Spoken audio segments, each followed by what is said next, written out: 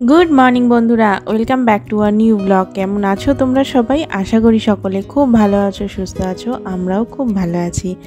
দিনটা হচ্ছে 8 মার্চ, শুক্রবার। বাজে সকাল 9:30। এখন থেকেই তোমাদেরকে সঙ্গে নিয়ে আজকে ব্লগটা শুরু করলাম। সেদিন তো ছিল শিবরাত্রি, সাথে করে আন্তর্জাতিক নারী দিবস। তোমাদের সকলকে তো আমি কমিউনিটিতে নারী দিবসের শুভেচ্ছা ভালোবাসা জানিয়েছিলাম, কিন্তু ব্লগ তো আর পোস্ট করা হয়নি সেদিনকে। তো আজকে তোমাদেরকে আবারও জানিয়ে দিচ্ছি নারী দিবসের অনেক অনেক শুভেচ্ছা।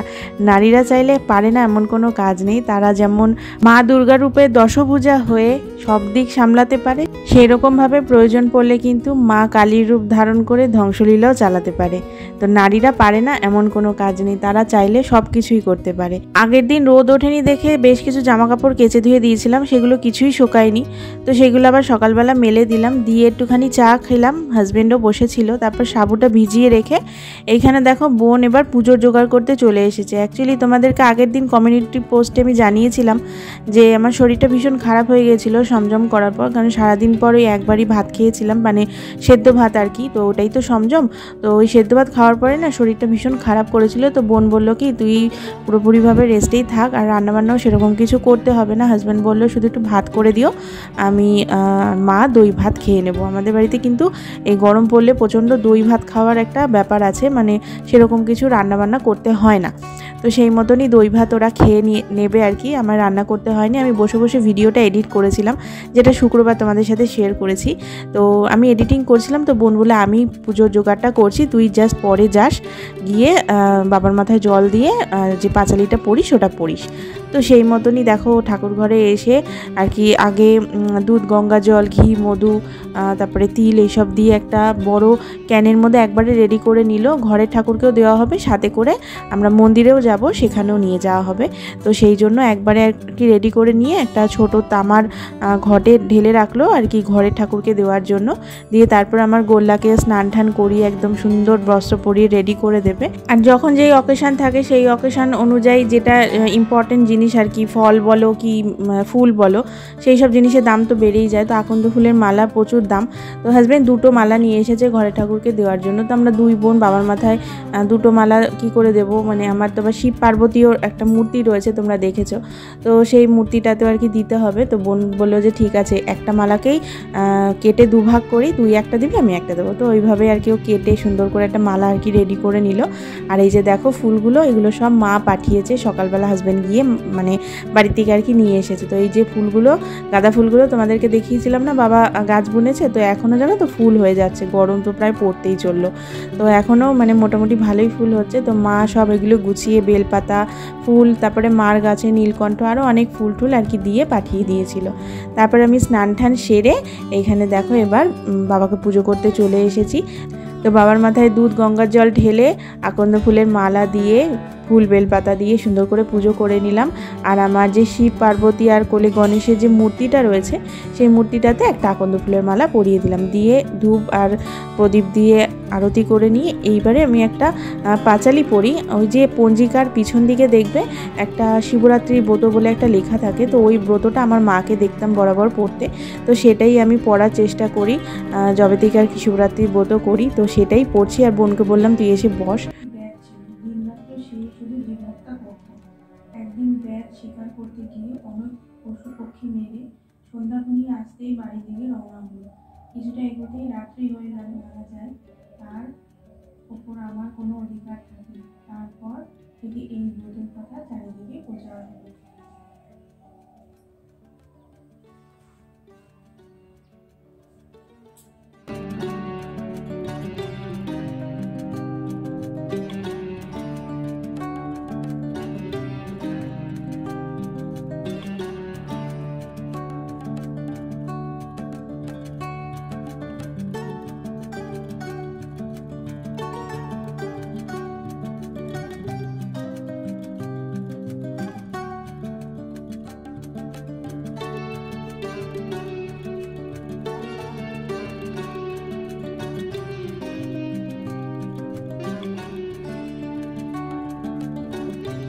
পুজো টুজো সেরে ঘরে বসে বসে ভিডিওর ভয়েসটা দিচ্ছিলাম, তখনই দেখি এরা এসে রীতিমতো জানলাটাকে ধাপধাপ করে পিটাচ্ছে।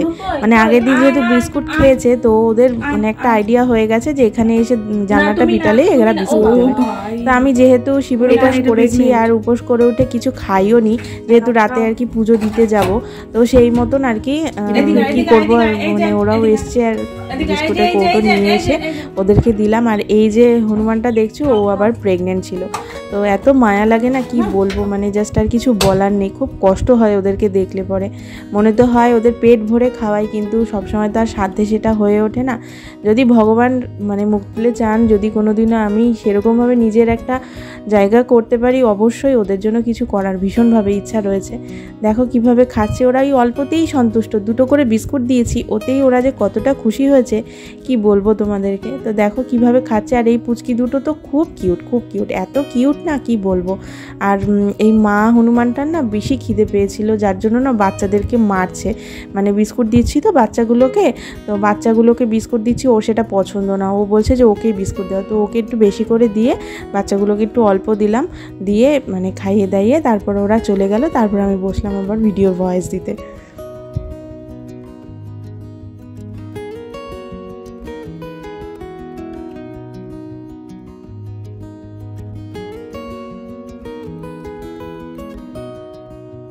ভিডিও পাবলিশ করে এখন দেখো এই যে শাড়িটা প্রেস করতে বসেছি, এটা অ্যাকচুয়ালি তাঁতের শাড়ি। তো একটুখানি না প্রেস না করলে মানে কেমন যেন হয়ে থাকে, কুচকে কুচকে থাকে, দেখতে খুব বাজে লাগে। তো 5 বছর পর নিজের বিয়ে সিঁদুরদানের শাড়িটা পরে আজকে যাব শিব মন্দিরে বাবার মাথায় জল ঢালতে। বেশ ভালো লাগে, মানে বিয়ে রিলেটেড কোনো জিনিস, সে শাড়ি হোক গয়নায় হোক আর যে কোনো জিনিসই দেখবে একটু বেশি ইমোশনাল এবং সেন্টিমেন্ট জড়িয়ে থাকে সেটার সাথে। তো খুব যত্ন করে জিনিসগুলো ব্যবহার করি। কিন্তু তাঁতের শাড়ি তো, যেহেতু শিব মন্দিরে যাবো, তো এটাকে ধুয়ে দিয়েছিলাম সকালবেলাতে। তো সেই জন্য কি বলো তো, একটু কুচকে কুচকে গেছে। মানে তাঁতের শাড়ি দেখবে ধুলে পরে একটু কেমন যেন হয়ে যায়, তো একটু আয়রন করে নিলাম সেটাকে। আর এইভাবে শাড়ি পরার আগে না আমি বিছানার ওপরে রেখে প্লিটটা আগে রেডি করে নিই, তাহলে শাড়ি পরাটা খুব ইজি হয়ে যায়। তোমরা কারা কারা এইভাবে প্লিট আগে রেডি করে শাড়ি পরো আমাকে জানিও তো। আমি কিন্তু এইভাবে প্লিটটাকে সুন্দর করে রেডি করে সেফটি পিন দিয়ে সিকিউর করে নিই, তারপরে শাড়িটা পরি। শাড়িটা পরতে খুব ইজি হয়ে যায়।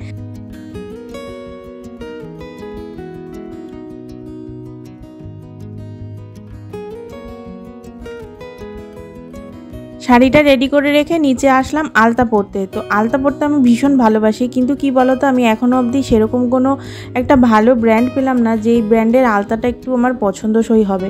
এই আলতাগুলো না এত পাতলা আর কেমন যেন একদম, মানে আমার মারা যখন আর কি ইয়াং বয়সে আর কি আলতা পরতো, তখন আলতাগুলো ছোটোবেলায় দেখবে আমরাও আলতা পরতে ভালোবাসতাম, মাদের পরতে দেখে আমরাও পরতাম।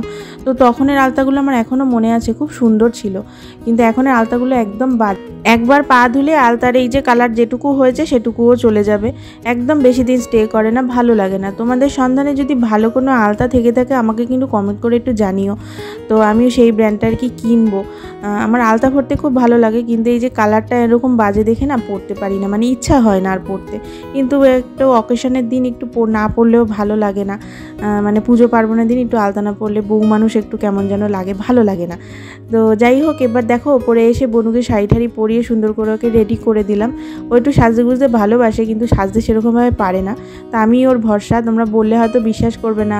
আমার বিয়ের দিন পার্লার থেকে এসে দেখছি ও জাস্ট ওর লেহেঙ্গাটা পরে দাঁড়িয়ে রয়েছে, কেন না আমি কখন পার্লার থেকে এসে ওকে রেডি করিয়ে দেবো সেই ভরসায়। কারোর কাছে সাজবে না, না আমি দিদির কাছেই সাজবো, দিদি আসবে দিদি সাজিয়ে দেবে।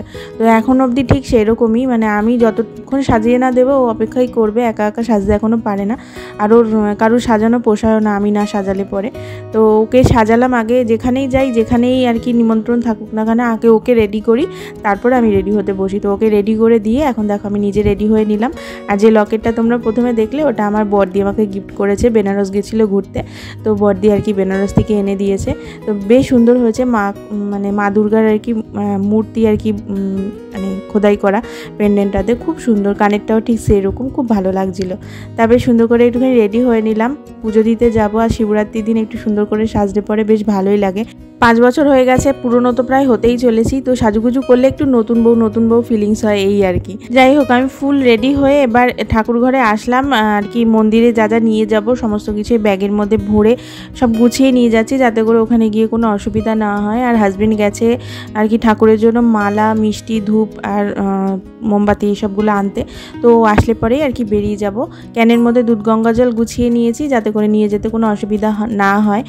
আর আমি জানো তো প্রতি বছর আমাদের বাজারের একটা মন্দির আছে, ওখানে আর কি যাই। ওর জায়গাটা বেশ একটু বড় সড়ো, তো পুজো দিতে একটু সুবিধা হয় এই আর কি। কিন্তু এইবার তো শিবরাত্রিটা অনেকটা রাত করে লেগেছে, মানে চতুর্দশীটা অনেকটা রাত করে লেগেছে, তো সেই কারণে আর ওই অত দূরে গেলাম না। আর ওই জায়গাটা না প্রচুর ভিড়ও হয়, তো বাড়ি আসতে আসতে হয়তো 12টা বেজে যাবে, তো সেই কারণে আর কি অতটা রিস্ক নিলাম না।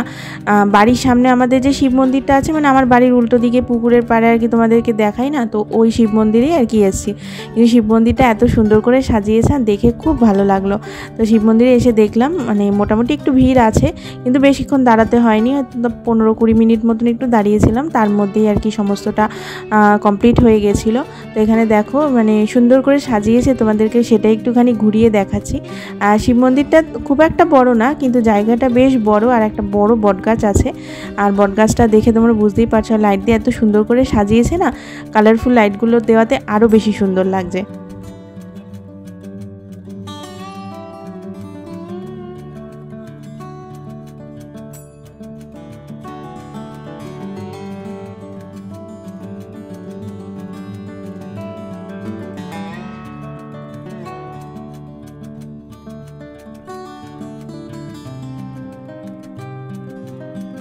नमो त्रयंबकं यजामहे सुगंधिं पुष्टि वर्धनम पुरोमारुका मेमवर्धना मृत्युर्मुक्षी यमामृतम। नमो शिवाय। नमो। दूध गंगा जल ढालते থাকো, তারপরে ফুল নিয়ে বলবা। শান্তায় কারণত্রয় হেতবে নিবেদয়ামি চাত্মানাং তঙ্গতি পরমেশ্বর। নমো শিবায়। নমো দিয়ে দাও, আবার নাও। ফলাদি গ্রহণ নমঃ। নমঃ শিবায় নমঃ। বাকিরা পঞ্চফলাদি গ্রহণ নমঃ। নমঃ শিবায় নমঃ দিয়ে দাও। এবার যা আছে সব দিয়ে দাও, ধূপকাঠি মোমবাতি বাইরে। আমি অনেক ছোট বয়স থেকে কিন্তু মহাদেবের পুজো করি। ক্লাস 5 থেকেই আমি আর কি শিবরাত্রি উপোস করি, কিন্তু অত ছোট বয়সে তার নির্জলা উপোস থেকে আর কি নিষ্ঠাভাবে যে পুজো করাটা, সেটা কোনো দিনই সম্ভব হয়নি। মানে অত ছোট বয়সে তো সম্ভব নয়, তো সেইটা তখন করতাম না। কিন্তু যখন একটু বড় হয়েছি, মোটামুটি একটু সহ্য ক্ষমতা হয়েছে, বুঝতে শিখেছি, তবে থেকেই কিন্তু আমি আর কি এরমভাবে যে নিষ্ঠা করে ফল আর সাবু খেয়ে যে উপোস করাটা, সেটা করি। কিন্তু কোনো দিনই আমি জানো তো 4 প্রহর জেগে যে আর কি শিবরাত্রি পুজোটা হয়, সেটা কোনো দিনই করিনি।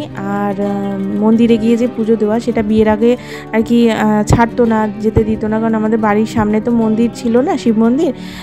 মানে ওই যে বাজারের কথা বললাম তোমাদেরকে, বাজারেই আসতে হতো। তো বিয়ের আগ দিয়ে 2-3 বছর ওই বাজারের মন্দিরে আসতাম আমার বম্মাকে সাথে করে নিয়ে। আর বিয়ের পর থেকে হাজবেন্ড প্রতি বছরই আর কি বাজারের মন্দিরে নিয়ে যেত পুজো দেওয়ার জন্য।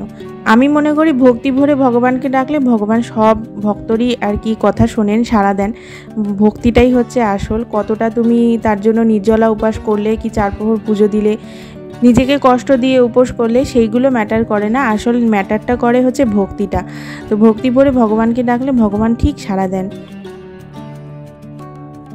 তো দেখো আমাদের পুজো কিন্তু অলমোস্ট হয়ে গেছে। এখানে ধূপ আর মোমবাতি আর কি ঠাকুরের সামনে দেখিয়ে দিলাম। বটতলাতেও বেশ কিছু শিবলিঙ্গ ছিল আর কি, সেগুলোকে একটু দুধ গঙ্গা জল দিয়ে ফুল আর বেলপাতা দিয়ে একটু পুজো করে নেব।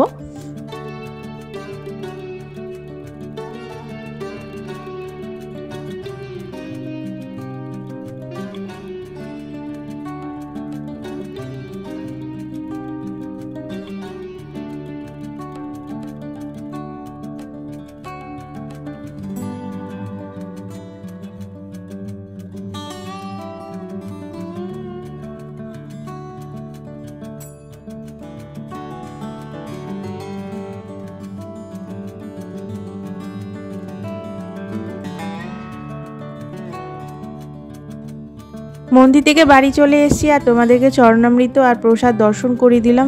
তোমরা ভার্চুয়ালি প্রসাদ গ্রহণ করো। আর এখন রাত্রি বাজে 10টা 15, বাড়ি এসে এতক্ষণে একটু চরণামৃত মুখে দিয়ে আমি আর কি উপোস ভঙ্গ করলাম, সাথে করে একটু প্রসাদও খেয়ে নিলাম। তারপরে এখন উপরে যাব, গিয়ে একটু নুন চিনির জল রেডি করব। তো সন্দক লবণ আর চিনি দিয়ে এখানে একটু জল রেডি করে নিচ্ছি, এমনি নর্মাল কলের জল আর নুন চিনি দিয়ে আর কি রেডি করছি।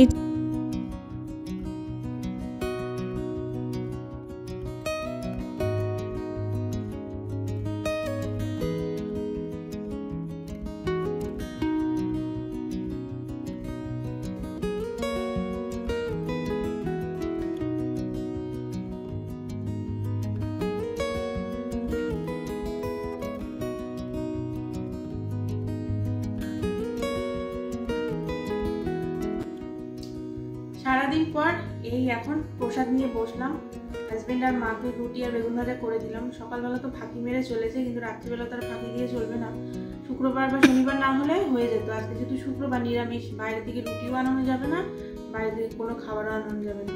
আর সকালে দই ভাত খেয়েছে, রাতে মিষ্টিও খেতে চাইছে না।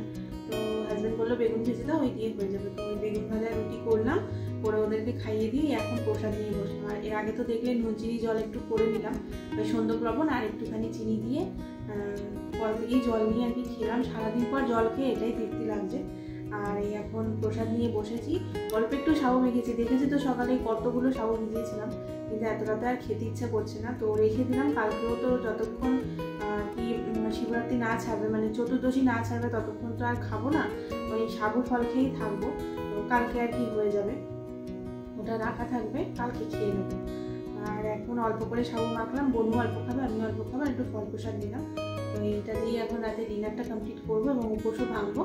আর এর সাথে সাথে আজকে ব্লগটাকে এখানে করছি। তোমাদের আজকের এই শিবরাত্রি স্পেশাল ব্লগটা কেমন লাগলো অবশ্যই একটা কমেন্ট করে জানিও। তোমরা কারা কারা শিবরাত্রি উপোস করেছো সেটা আমাকে কমেন্ট করে জানিও। ভিডিওটা ভালো লেগে থাকলে একটা লাইক করে দিও, চ্যানেলটা সাবস্ক্রাইব না করে থাকলে অবশ্যই করে দিও। ফ্রেন্ডস ফ্যামিলির সাথে ভিডিওগুলো শেয়ার করো। তোমাদের সাথে দেখা হচ্ছে নতুন আরও একটা ইন্টারেস্টিং ব্লগে। ততক্ষণের জন্য তোমরা সকলে খুব ভালো থেকো, সুস্থ থেকো আর সাবধানে।